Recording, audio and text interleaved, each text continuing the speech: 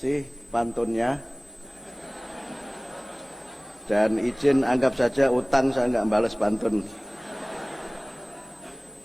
Assalamualaikum warahmatullahi wabarakatuh. Alhamdulillahirabbil alamin wa bihi nasta'inu ala umurid dunya waddin. Wassalatu wassalamu ala Muhammadin khatamil anbiya'i wal mursalin wa ala alihi wa sahbihi wa man tabi'ahum bistiqamati ila yaumiddin. Amma ba'd.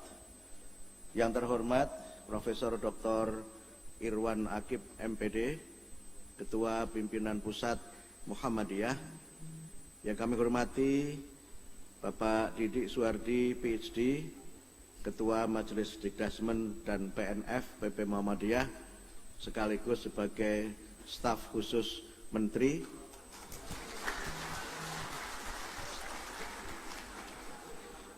Beliau ini staf khusus yang serasa menteri. Luar biasa. Enggak apa-apa serasa menteri, yang penting gajinya tetap ke saya.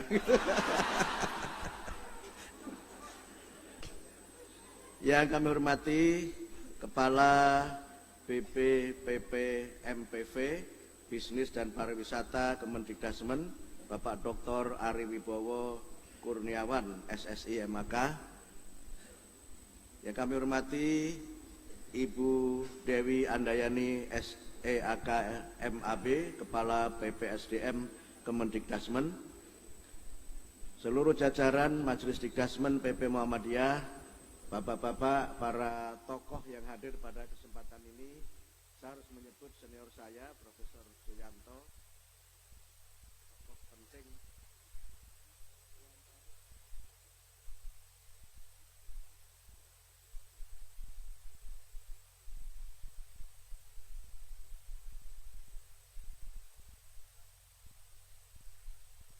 Wilayah Muhammadiyah dan juga pimpinan wilayah Majelis Dikdasmen seluruh Indonesia, dan juga para kepala dan calon kepala sekolah madrasah Muhammadiyah unggul, singkatnya seluruh hadirin wal hadirat yang Allah.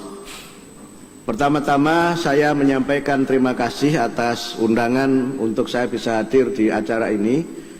Walaupun saya agak tergesa-gesa tadi, saya sampaikan ke Pak Didik, saya datang terlambat karena ini acara saya yang keempat pada hari ini.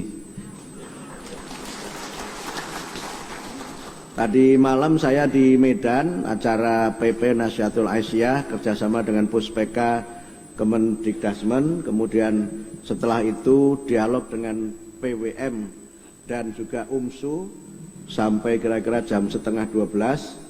Kemudian pagi acara di Yayasan Perguruan Sultan Iskandar Muda yang dikelola oleh anggota Komisi 10. Ini penting untuk dua hal. Pertama silaturahim, yang kedua juga bagian dari membangun komunikasi dengan Komisi 10 supaya perjalanan saya sebagai menteri lebih lancar lagi. Kemudian saya ke Jakarta, tadi nutup Tanwir Pemuda Muhammadiyah sebagai mantan Ketua Umum PP Pemuda Muhammadiyah dan masih Sekum PP Muhammadiyah, saya melaksanakan tugas menutup Tanwir. Kemudian juga menutup acara lembaga sensor film, kemudian menutup hari ini acara rakor sekolah, apa namanya Pak? Rembuk ya? Pokoknya intinya kumpul-kumpul begitulah. Kumpul-kumpul membahas sekolah unggul Muhammadiyah, kira-kira begitu. Oh ya, mohon maaf, Rakornas ya. Ini kalau ada, memang perbedaan nama ada perbedaan anggaran ya Pak Didik. Soalnya kalau di kementerian itu harus ada kata-katanya apa supaya dapat anggaran gitu. Sehingga kalau tadi Pak Didik menyampaikan pesertanya itu 2 kali lipat dari yang ditargetkan, ada 2 kemungkinan. Kemungkinan pertama karena memang antusiasmenya tinggi sehingga panitia bisa saldo. Tapi yang kedua juga mungkin sebaliknya, ini terlalu banyak peserta-peserta dadakan yang tadi Pak Didik menyebutkan murid 60 kok bilang unggul gitu. Tapi menurut saya itulah unggul yang sesungguhnya.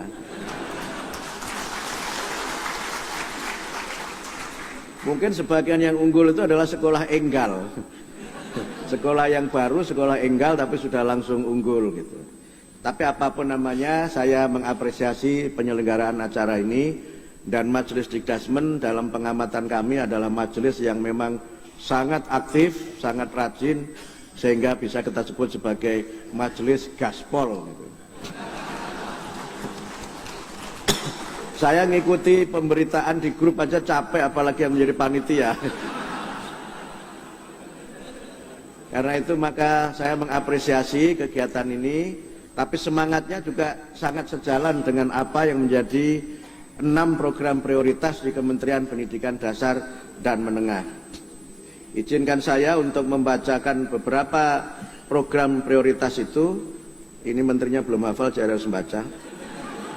Yang pertama adalah penguatan pendidikan karakter, kemudian wajib belajar 13 tahun, dan pemerataan kesempatan pendidikan, peningkatan kualifikasi, kompetensi, dan kesejahteraan guru, kemudian penguatan pendidikan unggul, literasi, sains teknologi, kemudian pemenuhan dan perbaikan sarana prasarana pendidikan, dan pengembangan bahasa dan sastra. Ini memang bagian dari juga program Kabinet Merah Putih dan juga program unggulan dari Pak Presiden Prabowo, bagaimana agar Indonesia memiliki lebih banyak sekolah-sekolah unggul, baik yang dikelola oleh pemerintah maupun yang dikelola oleh masyarakat. Memang ada 2 track yang akan kita kembangkan di kementerian. Yang pertama adalah sekolah unggul Garuda, yang itu sesuai dengan kesepakatan kami dengan majelis, bukan saya lupa masih majelis juga, dengan Kementerian Pendidikan Tinggi. Saya ini masih jet lag sebagai menteri. Jadi lupa nama kementerian, masih majelis saja perasaannya itu. Dengan Kementerian Pendidikan Tinggi, Sains dan Teknologi untuk 4 sekolah unggulan itu pelaksanaannya oleh Kementerian Pendidikan Tinggi, Sains Teknologi.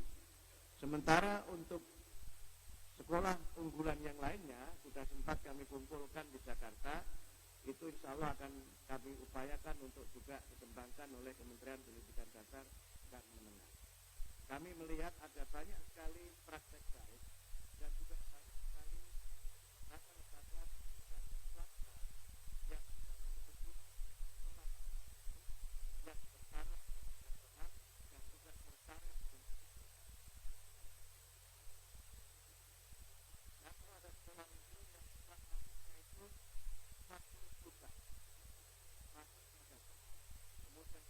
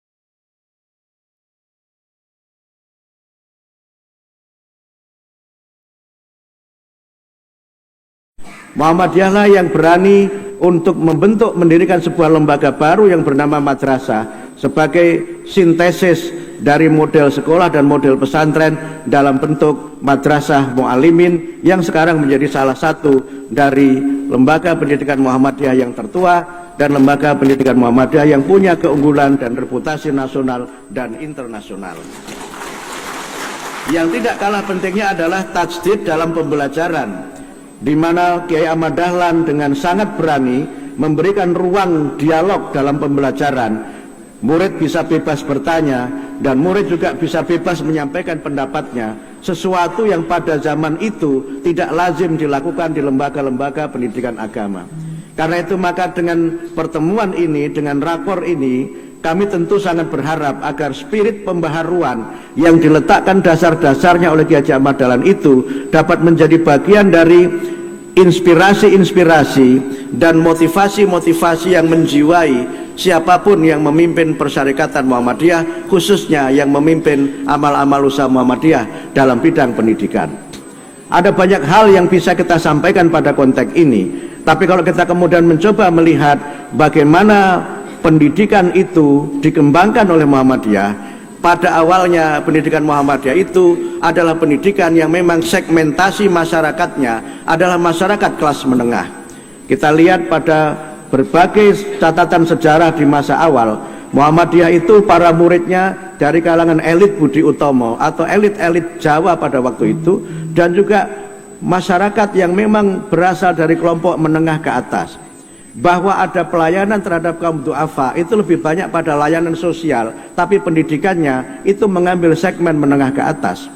Sehingga kalau kita mencoba melihat sejarah pada masa-masa awal itu, kalau ada orang pinter dimanapun dia berada, itu biasanya Muhammadiyah.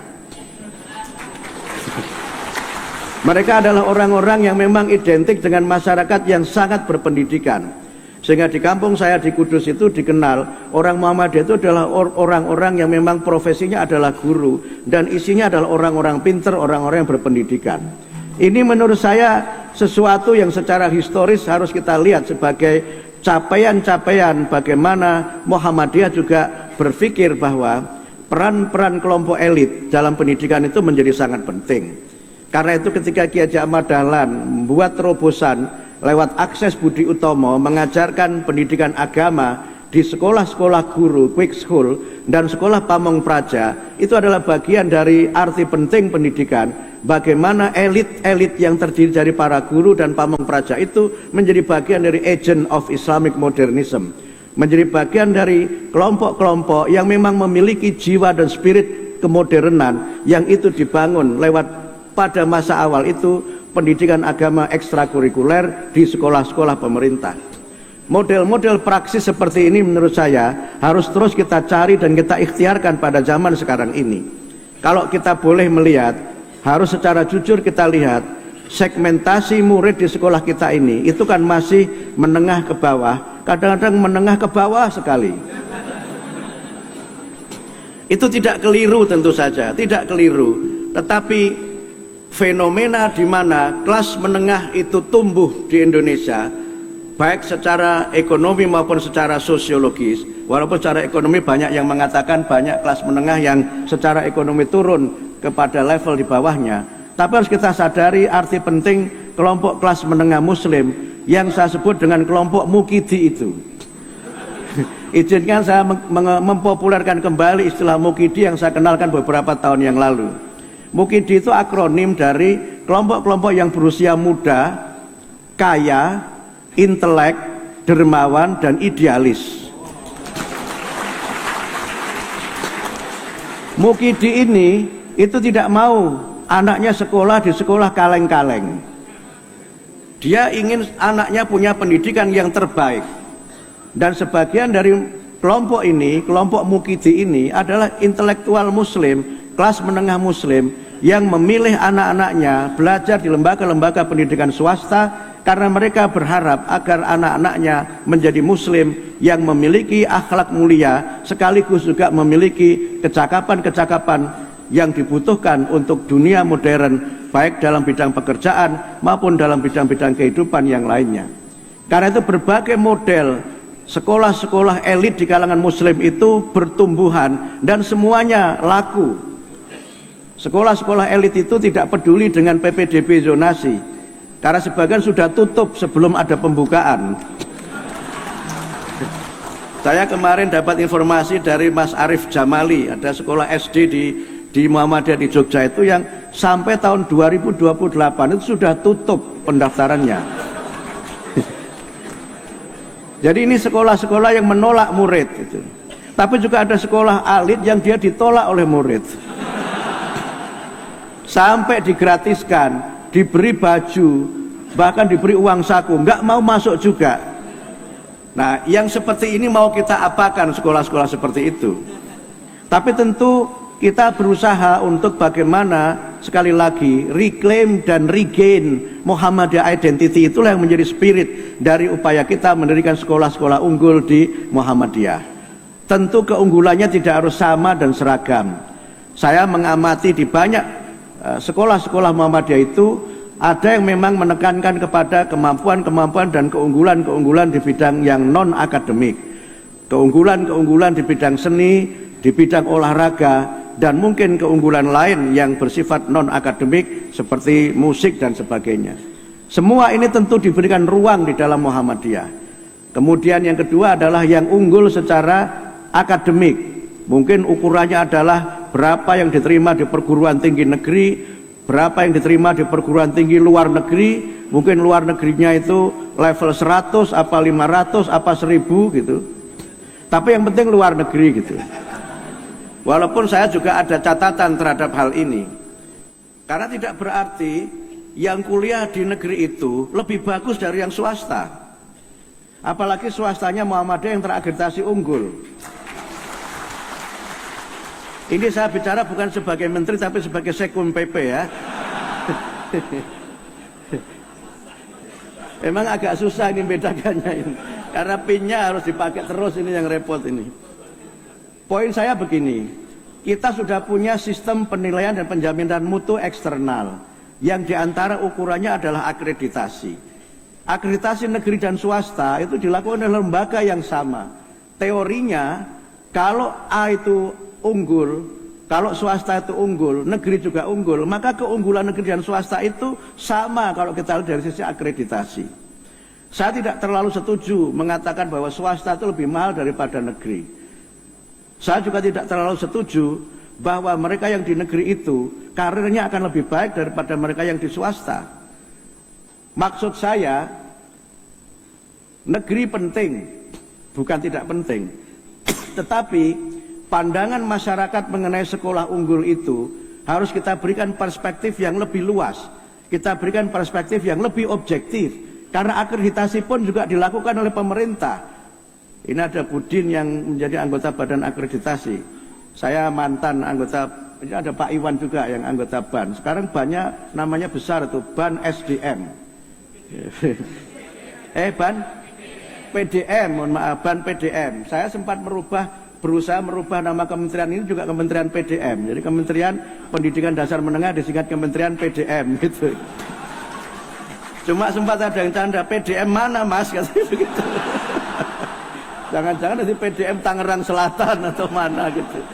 Sehingga saya sempat tanya ke wartawan, lebih mudah diingat yang mana Dikdasmen dengan PDM. Kata wartawan, lebih mudah PDM Mas Menteri, tapi belum saya rubah karena Dikdasmen juga majelisnya Pak Didik, jadi juga dan saya juga mantan sekretaris Dikdasmen. Jadi yang pakai Dikdasmen juga saya kira hanya Muhammadiyah saja.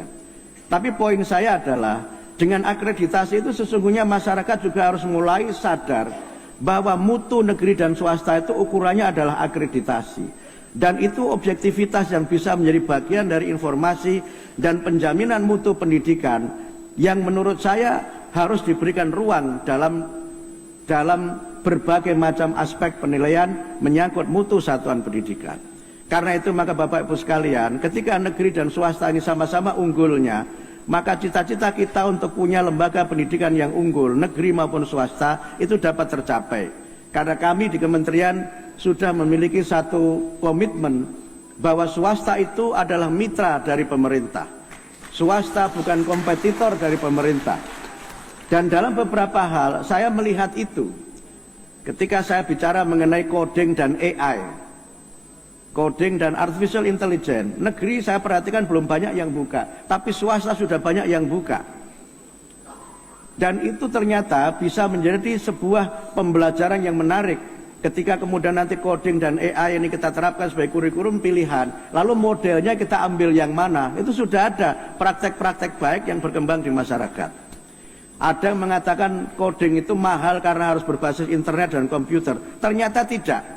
Saya dapat informasi dari Yayasan Sukma, itu ternyata ada coding yang unplug, yang tidak perlu pakai komputer dan tidak perlu harus menggunakan jaringan internet. Dan itu bisa dilakukan.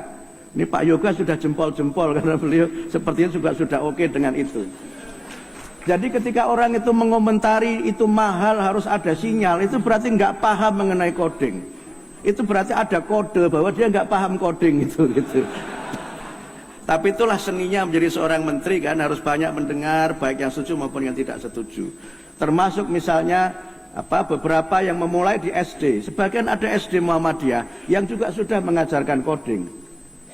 Ini sesungguhnya bagian-bagian dari bagaimana kita mendorong percepatan untuk sekolah-sekolah itu lebih bermutu dan tidak gaptek terhadap teknologi. Penguasaan teknologi penting, tetapi juga kesalihan digital juga tidak kalah pentingnya. Jadi jangan karena ada yang menyalahgunakan teknologi untuk hal yang tidak baik, kemudian kita tidak melakukan upaya untuk menguasai teknologi itu. Muhammadiyah sudah sejak awal mengatakan teknologi digital tidak boleh kita tinggalkan. We are at the point of no return.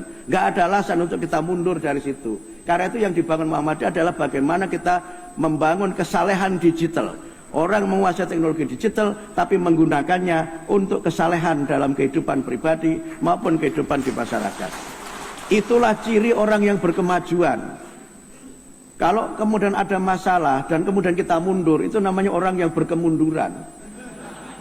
Itu nggak cocok dengan growth mindset yang diajarkan oleh Pak Yanto di mana-mana itu. Karena itu ketika ada yang misalnya PPDB, Mas PPDB itu kan menimbulkan orang memalsukan data. Kalau ada memasukkan data, itu yang salah siapa? Yang memalsukan atau yang membuat kebijakan? Jangan karena dia memasukkan data tempat tinggal, terus kemudian kebijakan ini dimundurkan. Yang memalsukan itu yang ditindak. Sama dengan dulu ketika Kiai Haji Ahmad Dahlan, saya baca di buku riwayat hidup beliau itu kan, pengajian di, kalau nggak salah di Genteng Banyuwangi itu, beliau malam nginep di hotel didatangi polisi, karena kalau tetap mau memberikan pengajian, akan dibunuh oleh masyarakat setempat. Kemudian Kiai Haji Ahmad Dahlan dengan kecerdasannya dan kearifannya bertanya pada Pak Polisi, Pak Polisi, ngaji itu baik apa tidak? Ya baik Pak Kiai. Bunuh orang itu baik apa tidak? Ya tidak baik Pak Kiai. Tugas polisi itu apa? Melarang orang berbuat baik apa melarang orang berbuat jahat? Itu saya kira kecerdasan-kecerdasan seperti itu harus kita miliki. Jadi beranilah mencoba sesuatu yang baru.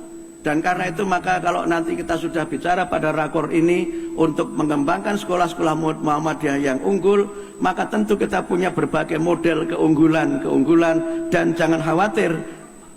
Saya nggak tahu anggarannya ada apa nggak Pak Didik ya. Saya itu sekali lagi masih jet lag sebagai menteri. Jadi kalau soal anggaran saya tanya Pak Didik itu. Karena beliau kan sebagai sekjen senior dan memang mengerti anggarannya di mana dan bagaimana cara menghabiskannya itu tahu Pak Didik itu. Jadi saya beruntung lah punya staf khusus seperti Pak Didik ini yang memang juga insya Allah keikhlasannya nggak kita ragukan. Jadi itu saja yang dapat kami sampaikan. Sudah ada sinyal dari suara saya bahwa saya harus berhenti sampai di sini. Saya kira demikian Bapak Ibu sekalian, terima kasih atas kesempatannya dan terima kasih Bapak dan Ibu Kepala Balai. Saya juga belum hafal balai-balai yang ada di kementerian itu, terutama singkatannya panjang banget ini coba. Coba singkatan kok Kepala BB, PP, MPV itu apa itu juga nggak ngerti saya. Apa aja namanya itu. Jadi menghafalkan struktur saja itu mungkin saya perlu setengah tahun di kementerian ini. Tapi tidak apa-apa, sebagai menteri mudah-mudahan Bapak Ibu sekalian cepat memberikan kepada kami dukungan-dukungan dan masukan-masukan untuk bagaimana kami dapat melaksanakan amanah dengan sebaik-baiknya. Ada sebuah tulisan yang saya baca di salah satu media itu menyebutkan PP Muhammadiyah mempertaruhkan reputasinya dengan menugaskan Sekum PP menjadi menteri. Itu yang nulis itu media loh, bukan saya loh ya. Jadi kalau Abdul Muti gagal, itu yang gagal juga PP Muhammadiyah. Karena itu saya memang membawa beban besar dalam konteks ini, tapi insya Allah saya berusaha untuk melakukan yang terbaik dengan pengalaman saya di Muhammadiyah, pengalaman saya di BAN, pengalaman saya di lembaga-lembaga internasional. Insya Allah I will do my best, dan insya Allah dengan spirit yang ada di Muhammadiyah bekerja dengan sebaik-baiknya, penuh keikhlasan, tetap rendah hati, tetap sederhana, tetap apa lagi Pak Didi? Ya, tetap olahraga, itu yang penting itu. Tetap badminton walaupun saya bagian kalah terus. Jadi kalau saya main sama staf saya bilang, Anda jangan ragu mengalahkan saya gitu. Karena dulu di Kementerian X itu ada rumus nggak boleh mengalahkan menteri. Kalau saya silahkan kalahkan saya, berarti ada pemain yang hebat itu. Saya berusaha untuk tampil ala kadarnya, biasa-biasa saja. Tapi tolong dimaklumi kalau saya membalas WA agak lambat, jangan marah-marah dulu. Karena mohon maaf, yang WA saya tidak semuanya orang Muhammadiyah. Dan saya hanya punya nomor HP saja yang cuma satu dan tidak saya rubah. Karena itu kalau kemarin agak lama saya balas itu, seminggu lebih saya balasi satu-satu WA yang dikirim ke saya itu. Seminggu lebih saya balasi satu-satu. Itu pun sudah ada yang marah, baru jadi menteri seminggu sudah nggak balas WA gitu. Ya nggak apa-apa gitu, nggak apa-apa. Tapi ada yang setelah saya balas itu, alhamdulillah ternyata nomornya tidak ganti. Ada bilang begitu. Ada sudah marah-marah saya juga minta audiensi, saya bilang minggu depan. Ternyata marah-marah juga. Saya laporkan kepada Wapres dan Presiden. Nggak apa-apa, laporkan saja, saya bilang gitu. Orang kerja baru 32 hari, yang antri minta audiensi ada 70, itu kan nggak mungkin diterima cepat. Tetapi ya nggak apa-apa, namanya juga pelayan publik kan, ya begitulah konsekuensi dari menjadi pelayan itu. Menjadi khotim itu begitu konsekuensinya itu. Nah, khotim itu mirip-mirip dengan khotam. Oleh karena itu Bapak Ibu sekalian, tetap saja berkomunikasi, tetap beri saya masukan-masukan yang cerdas, khasnya orang Muhammadiyah yang cerdas-cerdas itu. Saya kira demikian yang dapat kami sampaikan. Terima kasih, mudah-mudahan acara sukses dan insya Allah akomodasinya terjamin ya Bu ya. Ya insya Allah, Ibu Kepala ini alhamdulillah luar biasa, dan di belakang sana ada juga lapangan tenis, apalagi Bu? Lapangan sepak bola, lapangan voli, tapi saya nggak merekomendasi yang seusia Pak Yanto dan Pak Kowo untuk main sepak bola. Kalau toh main mungkin kiper saja Pak gitu. Itu pun jangan terlalu serius seperti PAS itu, jangan terlalu serius itu. Kalau bolanya kenceng menghindar juga boleh gitu. Insya Allah malah lawannya seneng dan Bapak dapat pahala gitu. Itu ceritanya Pak R. Fahrudin kan begitu kan, jadi kiper malah nggak ditangkap, kemudian ya kan kata beliau, saya kan sedang mengamalkan ajaran Pak Guru, membahagiakan orang lain kan dapat pahala.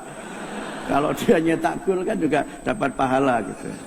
Gitu. Pak R itu luar biasa, tokoh Muhammadiyah menginspirasi kita dengan kehebatannya, dan kehebatan itu justru dengan kesederhanaannya. Saya kira demikian, tidak perlu saya perpanjang lagi. Saya akhiri, nasru minallah wa fathun qarib abasyiril mu'minin. Saya tadi buka ya Pak Didi ya. Dan dengan bersama-sama kita membaca basmalah. Bismillahirrahmanirrahim. Acara Rakornas calon sekolah madrasah Muhammadiyah unggul secara resmi saya nyatakan dibuka. Terima kasih. Assalamualaikum warahmatullahi wabarakatuh.